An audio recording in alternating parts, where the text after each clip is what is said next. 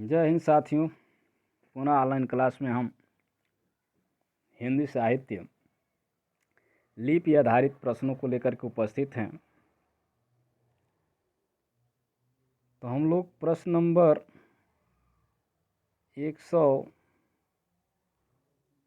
233 तक देख चुके थे। अब यहाँ पे 34 से देखेंगे हम लोग। लिपि की विकास का क्रमिक सोपान है। तो यहाँ सूत्रलिपि, चित्रलिपि, प्रतीकात्मक लिपि, भावमूल लिपि। यहाँ दिया है भावमूल लिपि, सूत्रलिपि, चित्रलिपि, प्रतीकात्मक लिपि। आगे विकल्प दिया है दूसरे पृष्ठ पर, इसका हम लोग अवलोकन करते रहेंगे। अगले पृष्ठ पर चलते हैं। यहाँ दिया है चित्रलिपि है सी विकल्प में, सूत्रलिपि, प्रतीकात्मक लिपि, भावमूल लिपि, और डी है सूत्रलिपि, भावमूलक लिपि, चित्रलिपि और प्रतीकात्मक लिपि। चूँकि यहाँ पे सी विकल्प सही है। व्याख्या के आधार पर, विकल्पों के आधार पर हम देखेंगे कि लिपि का विकास क्रमिक सोपान इस प्रकार है। पहले चित्रात्मक लिपि है, उसके बाद सूत्रलिपि, प्रतीकात्मक लिपि और भावमूलक लिपि है। आगे है लिपियों का सही क्रम है। तभी हम लोग देखे हैं, उसी तरह का प्रश्न है। यहाँ भी लगभग सी विकल्प ही होना चाहिए, क्योंकि चित्रलिपि पहले है। यहाँ पे देखिए चित्रलिपि,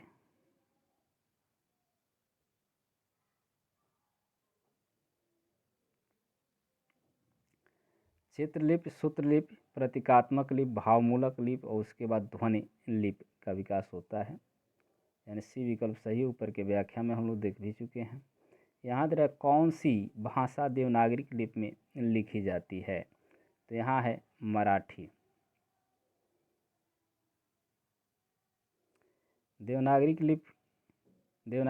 एक लिपि है जिसका विकास ब्राह्मी लिपि से हुआ है। देवनागरी लिपि में अनेक भारतीय भाषाएं लिखी जाती हैं, जैसे संस्कृत है, पाली है, हिंदी है, मराठी, कोंकणी, सिंधी, कश्मीरी, नेपाली, गढ़वाली, बोडो, अंगिका, मगही, भोजपुरी, मैथिली, संथाली आदि भाषाएं देवनागरी लिपि में लिखी जाती हैं। नेपाली भारत के कुछ भागों तथा नेपाल में बोली जाती है। अगला प्रश्न है मुख्य तथ्य, महत्वपूर्ण तथ्य दिया है। कुछ स्थितियों में गुजराती, पंजाबी, विष्णुपुरी, मणिपुरी, रोमानी और उर्दू भाषाएं भी देवनागरी में लिखी जाती हैं। यानी कुछ स्थितियों में, कुछ ऐसी स्थितियां होती हैं जिसमें लिखी जाती हैं। अब यहाँ पे हम लोग देखेंगे किस लिपि में देवनागरी लिपि का विकास माना जाता है। किस लिपि से देवनागरी के, तो ऊपर की व्याख्या में हम लोग देख चुके हैं, ब्राह्मी लिपि से। यानी भी विकल्प सही है।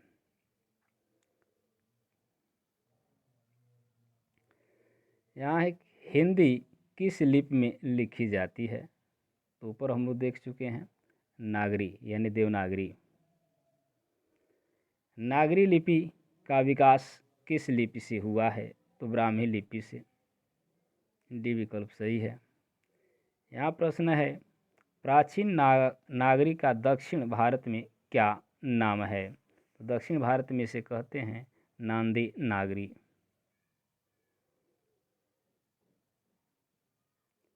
प्राचीन नागरिक लिपि को दक्षिण भारत में नंदी नगरी यानी नांदे नागरी कहा जाता है। देवनागरी लिपि का विकास माना जाता है तो ब्राह्मी लिपि से माना जाता है। व्याख्या देख लेंगे हम लोग।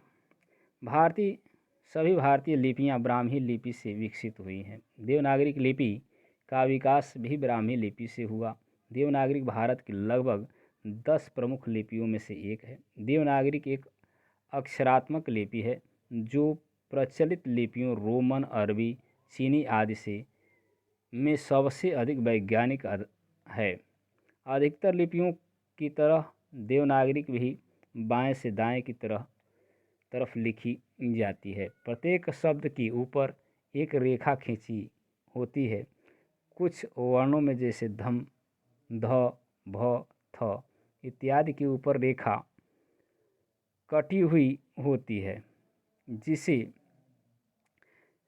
शिरोरेखा कहते हैं। अन्य महत्वपूर्ण तथ्य यह है, अंग्रेजी भाषा की लिपि रोमन तथा उर्दू भाषा की लिपि अरबी फारसी होती है।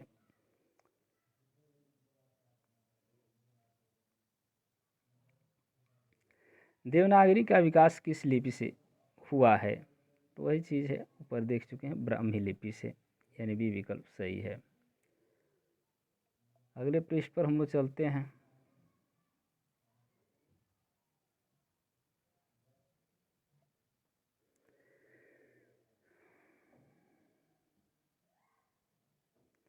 देवनागरी लिपि का विकास किससे हुआ है? तो ब्राह्मी लिपि से हुआ है। ऊपर की व्याख्या हम लोग देख चुके हैं। पुनः वही प्रश्न है, देवनागरी लिपि का विकास हुआ है तो ब्राह्मी से हुआ है।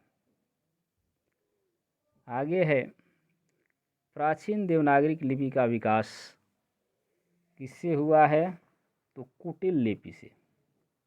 प्राचीन देवनागरी यानी कुटिल लिपि, प्राचीन देवनागरी लिपि का विकास कुटिल लिपि से हुआ है। कुटिल, यहाँ पे कुटिल विकास लिपि से हुआ है। इस कुटिल लिपि में 8 से 9 सदी की लगभग नागरी के प्रचारणी प्राचीन रूप का विकास हुआ, जिसे प्राचीन नागरी कहते हैं। प्राचीन नागरी का क्षेत्र उत्तरी भारत, किंतु दक्षिण भारत के कुछ भागों में भी यही मिली। दक्षिण भारत में इसका नाम नागरी न होकर नंदी नागरी है। प्राचीन नागरी से आधुनिक नागरी गुजराती, महाजनी, राजस्थानी, कैथी, मैथिली, असमिया, बंगला आदि लिपियां विकसित हुई।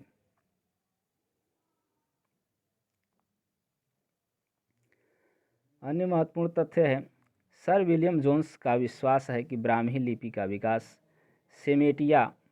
सेमेटिक लिपि से हुआ। सेमेटिक लिपि मोटे रूप से 3 शाखाओं में बांटी जा सकती है। उत्तरी सेमेटिक, दक्षिण सेमेटिक, तीसरा है फोइनिशियन। अंगदेव जी ने प्राचीन शारदा लिपि और सीमित उपयोग की एक स्थानीय लिपि मिलकर गुरुमुखी लिपि का विकास किया। याद रखना है, ब्राह्मी लिपि का विकास सेमेटिक लिपि से हुआ है। सेमेटिक लिपि 3 शाखाओं में है, उत्तर सेमेटिक, दक्षिण सेमेटिक और फोइनिशियन। अंगदेव जी ने इसको शारदा लिपि और सीमित उपयोग एक स्थानीय लिपि मिलाकर के बना है, गुरुमुखी का विकास हुआ है। यहाँ इस लिपि में अन्य महत्वपूर्ण है तथ्य, उन्होंने गुरु नानक देव की तथा अपनी भी समस्त वाणी लिखी है। इसमें पूर्व गुरु नानक की वाणी का बहुत सा भाग तो केवल फारसी लिपि में उपलब्ध था। नेपाली भाषा ब्राह्मी लिपि से उद्भूत देवनागरी लिपि में लिखी जाती है। नेपाल की भाषा है। यह भारत की भी एक राष्ट्रीय भाषा है। नेपाली भाषा के प्राचीन नाम पहाड़ी रवस है, पार्वती है, गोरखा और गोरखोली रहे हैं।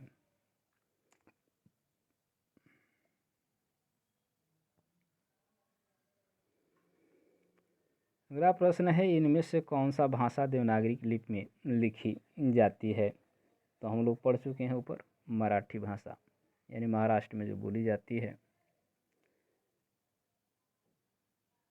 व्याख्या देखते हैं, मराठी भाषा का लिपि देवनागरी है, किंतु कुछ लोग मूड़ी लिपि का भी प्रयोग करते हैं। भाषाएं उनकी लिपियां, पंजाबी गुरुमुखी होता है, लहदा लंडा और फारसी है, हिंदी मराठी देवनागरी। वर्णमाला रहित लिपियां हैं, चीनी लिपि, सिंधु घाटी लिपि, क्रीटी लिपि और हिटाइप लिपि। ये वर्णमाला रहित हैं, यानी इनमें वर्णमाला नहीं पाई जाती है। अगला है प्रश्न, देवनागरी लिपि की सबसे बड़ी विशेषता क्या है? सबसे बड़ी विशेषता क्या है? तो ऊपर हम लोग व्याख्या में देख चुके हैं कि सबसे सर्वाधिक वैज्ञानिक लिपि है। तो इसमें सही वैज्ञानिक लिपि होना एक ध्वनि के लिए एक संकेत होता है, ये इसकी प्रमुख विशेषता है।